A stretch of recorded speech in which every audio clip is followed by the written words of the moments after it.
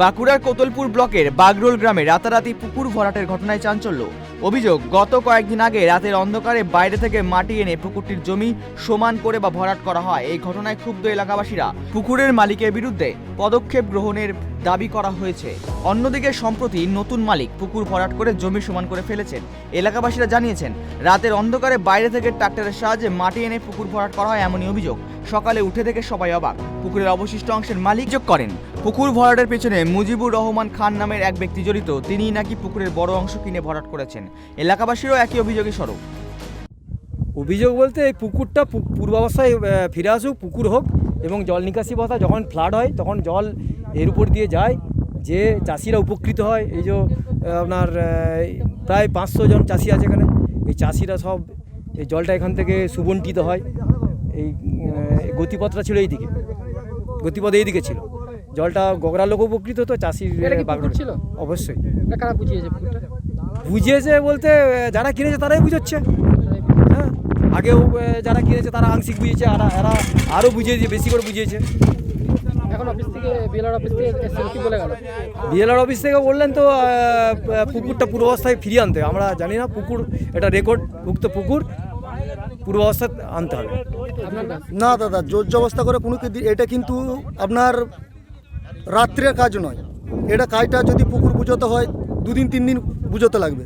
তাহলে পুকুর চাষিরা সাইডে ছিল, তখন আপত্তি করতো।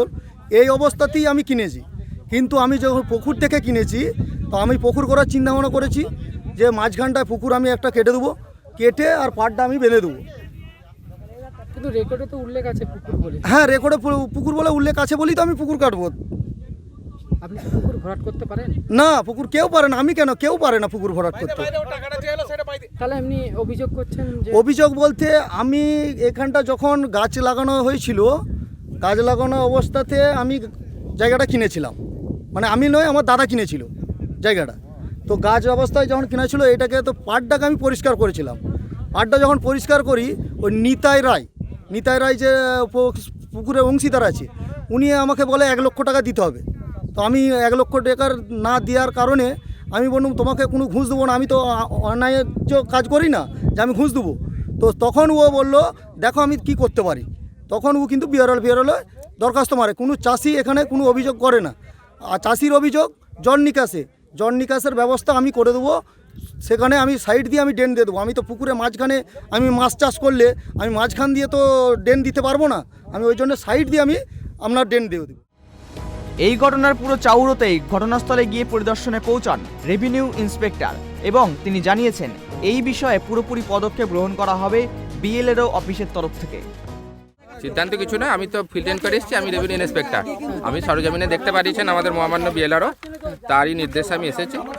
তো স্বাভাবিকভাবেই আমি যা দেখলাম সেটা রিপোর্ট দেবো বিএলআরও সাহেবকে। বিএলআরও সাহেবের যে নিয়ম আছে সেই নিয়ম মোতাবেক উনি ব্যবস্থা নেবেন। পুকুর উল্লেখ আছে, পুকুর উল্লেখ আছে, আমি রেকর্ডে দেখতে পাচ্ছি।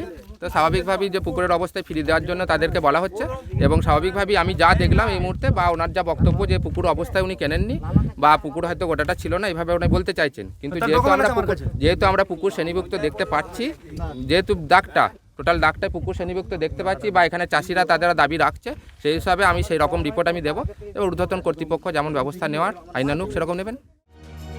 অভিযুক্ত পুকুর মালিক মুজিবুর রহমান খান অবশ্য অভিযোগ অস্বীকার করেন। তার দাবি, জমি কেনার সময় পুকুরের অস্তিত্ব ছিল না। উল্টো অভিযোগ, পুকুরের আরেক মালিকের কাছে দাবি করা অর্থ না পেয়ে মিথ্যা অভিযোগ করেছেন।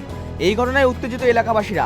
তাদের দাবি, 2 মালিকের ঝামেলা, তাদের পুকুর ফিরিয়ে দিতে হবে, দ্রুত পুকুর পুনর্খননের ব্যবস্থা করা উচিত। এদিকে ভূমি সংস্কার দপ্তরের আশ্বাস, দ্রুতই পুকুর পুনর্খননের কাজ করা হবে এবং ব্যবস্থা গ্রহণ করা হবে। পুকুর ভরাটের অভিযোগের বিরুদ্ধে ব্যবস্থা নেওয়ার আশ্বাস দেওয়া হয়েছে রেভিনিউ ইন্সপেক্টরের তরফ থেকে। কোতলপুর থেকে সঞ্জীব মল্লিকের রিপোর্ট, ট্রাইব টিভি।